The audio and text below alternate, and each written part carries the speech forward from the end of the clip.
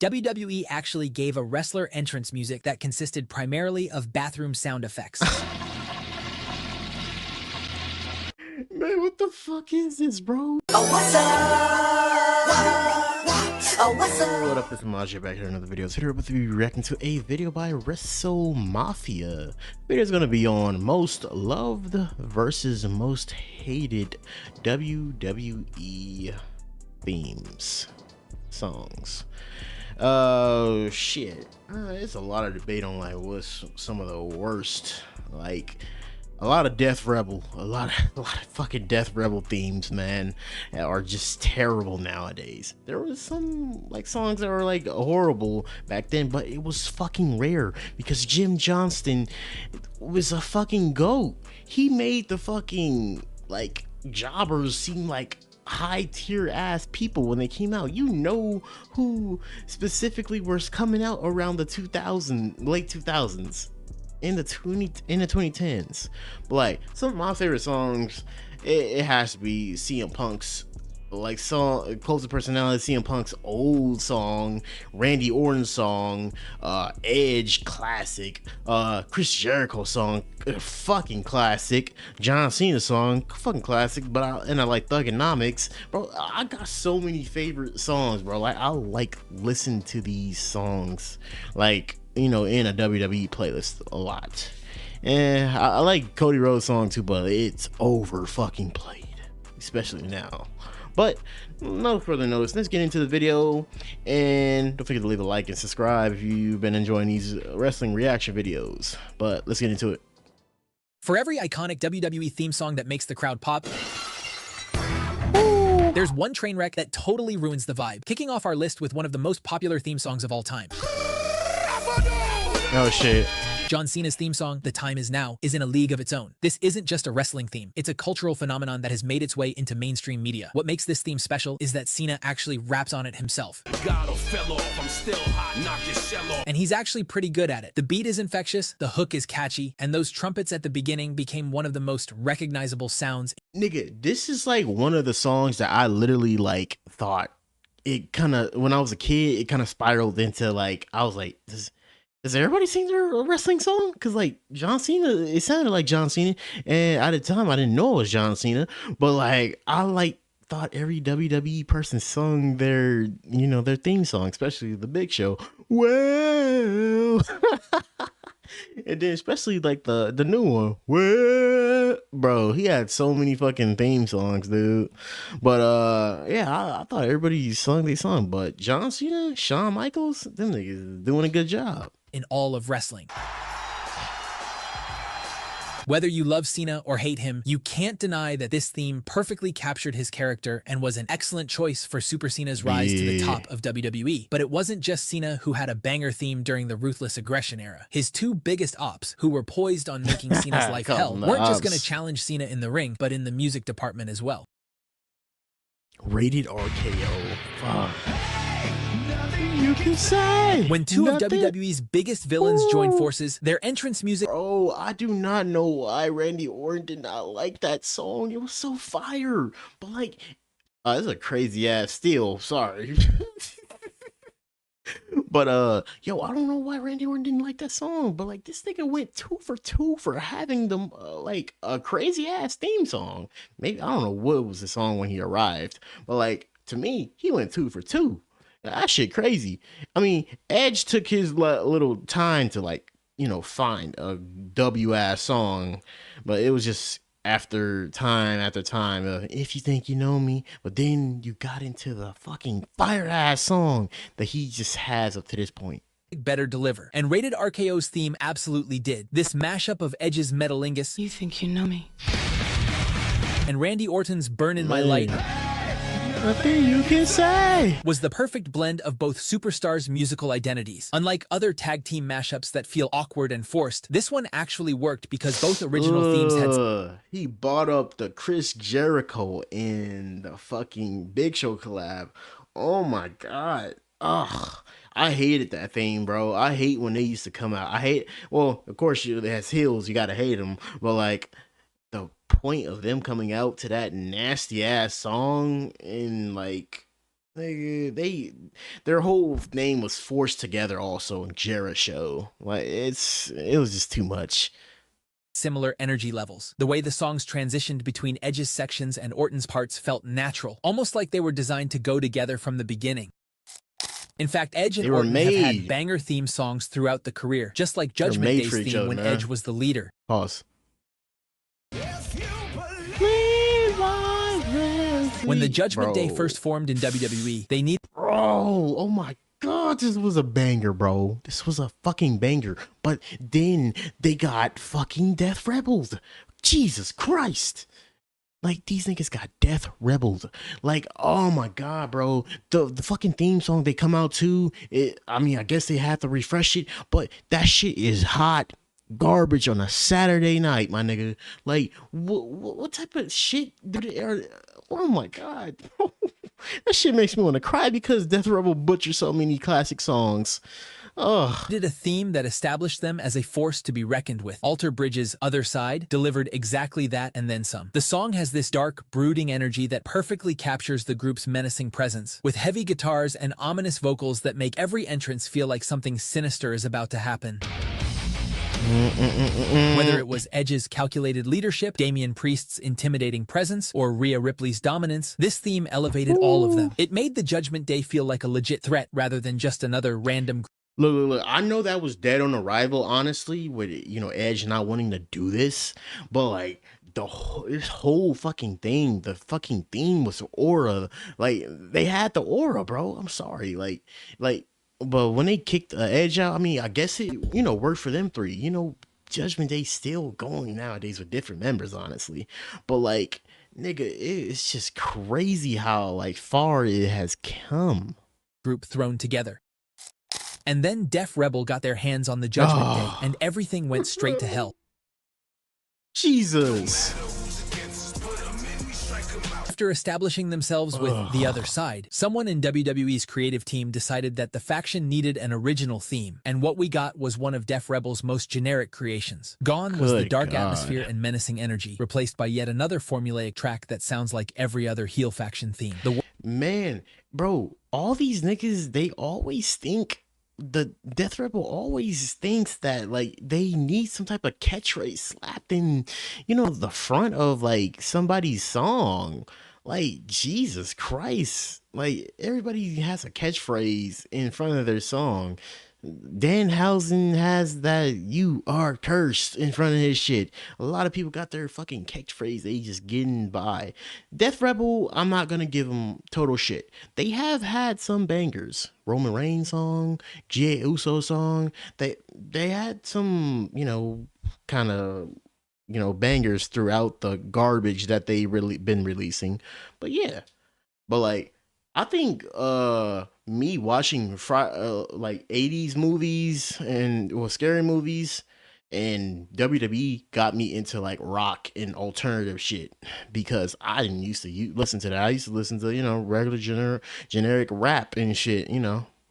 Worst part is how much it stripped away from the group's identity. There's no personality, no edge, nothing that makes you feel like the Judgment Day is any different from any other group. However, Judgment Day isn't the first faction in WWE history that's had a bad theme song. Oh man, Spirit Squad. If there was ever a theme song that perfectly captured how ridiculous a gimmick was, the Spirit Squad's entrance music achieved exactly that, and not in a good way. This theme sounds like it was ripped straight from a high school pep rally, complete with cheerleader chants, Nikki! Mikey! And the most obnoxiously peppy energy imaginable. The problem is that while the Spirit Squad was supposed to be annoying heels, their music was so cartoonish that it was impossible to take them seriously as threats. You had 5 grown men doing backflips and cheers while this song blasted through the arena, and instead of generating... I don't know if Jim Johnston did this song, but like, Jim Johnston has some, hit or misses also. Not gonna give total, not gonna give total like shit to Death Rebel all the time. Heat, it just made everyone cringe. Moving on from these stinkers, let's talk about one of the most iconic theme songs of the late 2000s. Another banger. Jeff Hardy's No More Words is the perfect soundtrack for the organized chaos the charismatic Enigma brought to the ring every single night. This theme captures everything that made Hardy. Oh my god, the aura back in 2008 from this nigga, bro. I'm sorry, I'm glazing, but goddamn, you know when No More Words comes out, this nigga, bro, you hear all the fucking theme songs. Of course, we were already used to the Hardy theme song, but No More Words was way better, bro. They said, "Don't you see the writing on the wall?" Bro, oh my god, that shit. Bro, Jeff Hardy back in 2008 was a different breed. You just had to be there. Special. The rebellious attitude, the high-flying risk-taking style, and that fearless mentality that made him jump off ladders without a second thought. It's raw and unapologetic, just like Jeff himself. However, while the male star... No cap. That made me want to just try jumping off some shit. Every time you see an obstacle, you think of Jeff Hardy. Should I do it? like Jeff, Batista, Triple H, Time to play the game. and even Shane McMahon. Here comes the money. Here we go. And had some amazing entrance themes during the late 2000s. The same can't be said about the Divas. Layla's Insatiable theme I'm insatiable. I can't get enough. God, bro. Oh, hell no. Fuck, it's bro. so blatantly trying to be provocative that it ends up being cringeworthy, like watching someone try too hard to flirt at a bar and failing miserably. What makes this particularly frustrating is that Layla was genuinely talented and didn't need to rely on this over-the-top music. Yeah.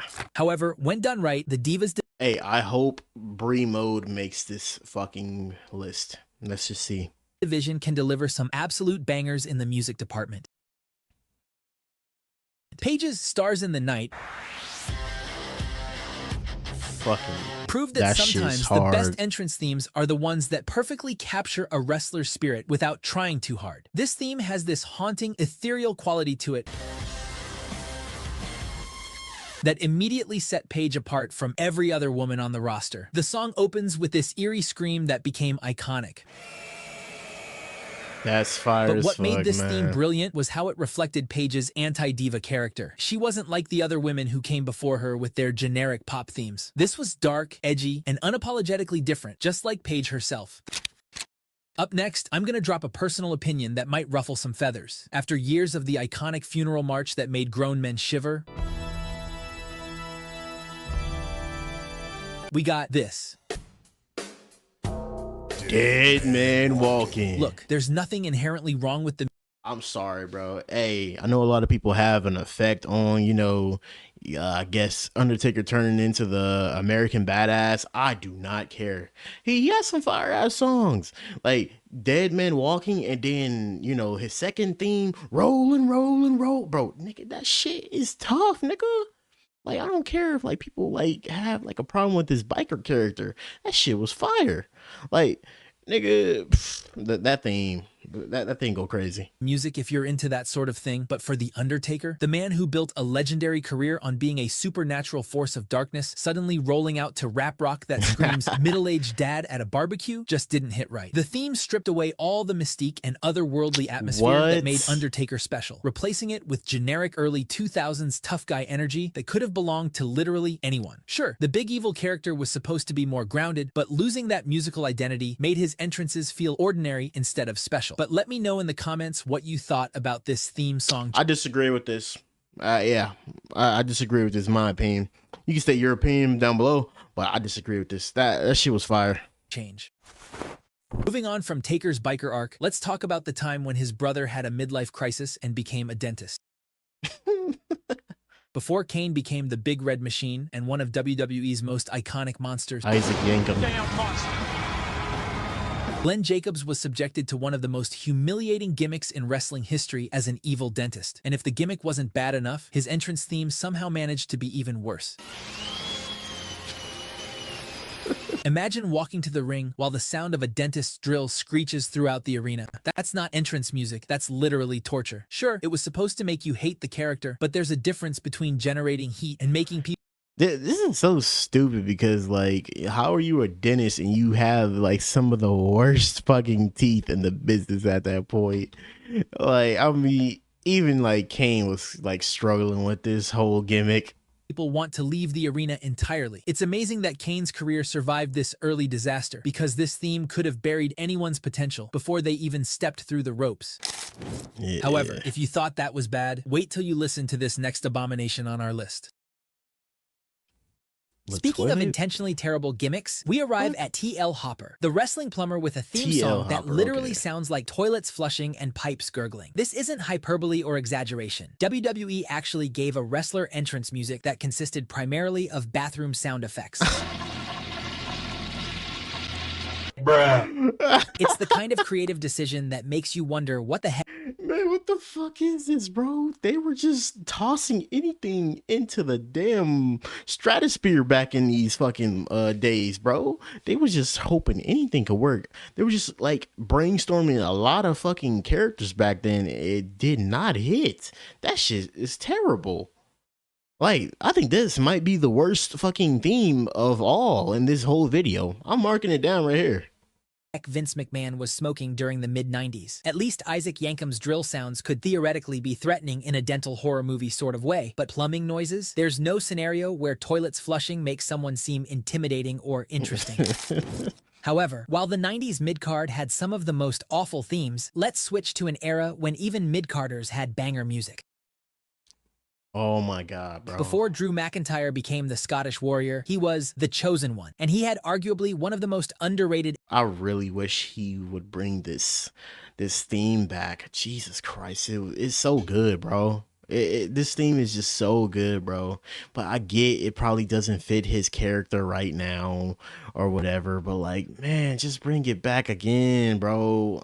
It's so good to the point it'll probably just get like a fucking you know, a pop out of the crowd too, bro. They don't even care if it doesn't match his character. This song is just genuinely good. Entrance themes in WWE history. Broken Dreams is an absolute masterpiece that deserved way more recognition than it got during Drew's initial run. The song has this haunting, melancholic quality with lyrics about shattered expectations and broken promises. Broken Dreams. That ironically foreshadowed Drew's eventual release from WWE and his journey back to the top. That's fire. But it's not just Drew who had a banger entrance theme during this era. Everyone from Sheamus, It's a shameful thing. Lobster Head, Dolph Ziggler, bro. To me, Dolph Ziggler had two fire ass songs too, bro. He that other one, damn it. I forgot it, bro. But I know, bro. I'm just mad in my mind that I forgot that other song. It was Here to Show the World. Oh yeah, I Am Perfection, bro. Nigga, that song was underrated, bro. Before they even changed that shit to this legendary ass song, but like, yeah, two of the other, bro. It could go with his character. to The Miz, Awesome. even Alex Riley. Woo, bro, blast from the Had killer past. theme songs that made them stand out. However, if you fast forward to 2025, most mid-carders are stuck with generic theme songs that sound exactly the same. And it's not just the entrance themes, even the weekly shows have terrible opening music. Oof. After years of iconic SmackDown themes from Beautiful People to Rise Up, even the Green Day song, WWE somehow managed to curse us with whatever generic, soulless disaster they're using in 2025. There's no personality. That's because they think Meg Thee Stallion, you know, some promotion from the outside world would do something with this. And you already know, oh my gosh, TKO has something to do with this.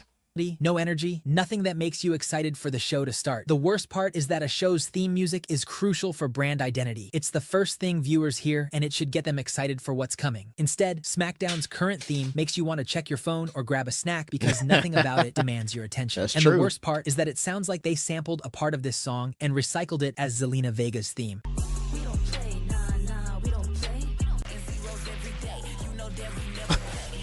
Huh? However, That's fucked, bro. If that's true. It sounds like it. unlike Zelina, her husband has always had banger theme songs. Aleister Black's Root of All Evil is the perfect example of how a Man, theme bro. song can amplify a character. This theme is absolutely dripping with menace and occult energy, and it captures Black's character as this mysterious striker with a dark past. Nigga, and if there's nothing going on, this man has like aura that just when he arrives in the fucking arena, it's some like fucking type of aura he got coming into it because of his theme song and like how he enters the thing just coming up like that. That shit is that, bro. His interest is fire, bro. I'm really sad that he got released. The song opens with these haunting industrial sounds that immediately set a different tone from anything else on the roster. What makes this theme brilliant is how it uses space and atmosphere. It's not constantly bombarding you with noise, but instead builds tension through eerie soundscapes and calculated musical choices. The incorporation of what sounds like ritualistic chanting and guitars creates this sense that Aleister Black exists in his own dark universe, separate from normal WWE superstars. When this theme hit and Black rose from the shadows, it felt special and unique in a way that made NXT feel more important than Raw and SmackDown. I'm also glad they like have the decency in their mind to just not replace some of these stars songs and bring the original back. Speaking of the golden years of NXT, you simply can't ignore Nakamura's entrance theme. Shinsuke Nakamura's Rising Sun is an absolute masterpiece that proves entrance music can be art when done right. This isn't just a song to walk to the ring. It's an experience, a journey that captures Nakamura's unique blend of strong style violence and artistic expression. This is what happens when the music team actually cares about creating something meaningful. Bro, I was so pissed when they fucking changed this song just because he turned heel and shit. I mean, it kind of still, well, just to get people not to sing along to it. It made sense, I guess, but even then, holy shit, his alternatives were not it. Rather than just filling time. Moving on from the black and gold era, let's talk about an all-time iconic entrance song. Even though he's not signed with the WWE currently, Chris Jericho has always had banger entrance themes. While his AEW theme is cool, but Y2J's original Break the Walls Down theme isn't just one of the best entrance themes in WWE history, it's a part of the soundtrack of an entire— Bro, I also like this nigga's entrances in like the late 2000s where he just comes in all monotone. He just had aura when he was coming in that bitch, bro. Like, Jericho always had that shit on, too. Generation. That opening countdown— What the hell just happened? I don't know, bro. Something just happened right there, but like, holy shit, bro. Bro, like this list was top of the list to me, man. The most horrible song on this list will have to just be going to the Flushing the Toilets. Flushing the toilets. You give this nigga the entrance of Flushing the Toilet sounds. But all these these themes were always amazing, and like up to like the till now, because everything is getting Def Rebel. But I do give Def Rebels their credit because they had some bangers. They had some. But like, man, let me know what was your guys' favorite one. I would say my all-time favorite would have to be Cult of Personality and No More Words. But Jeff Hardy's original theme song, because that time, being a wrestling fan, it was always great. Late 2000s, you got everybody still wrestling. You got great songs. The Jobbers got great songs. Nigga, man, she just made me so happy thinking about that shit. But don't forget to leave a like and subscribe, and go check out the original video. I'll have a link to the description. But we are on the road to 650. Catch you guys in the next video. He was the best guy around. What about the people he murdered? What murder?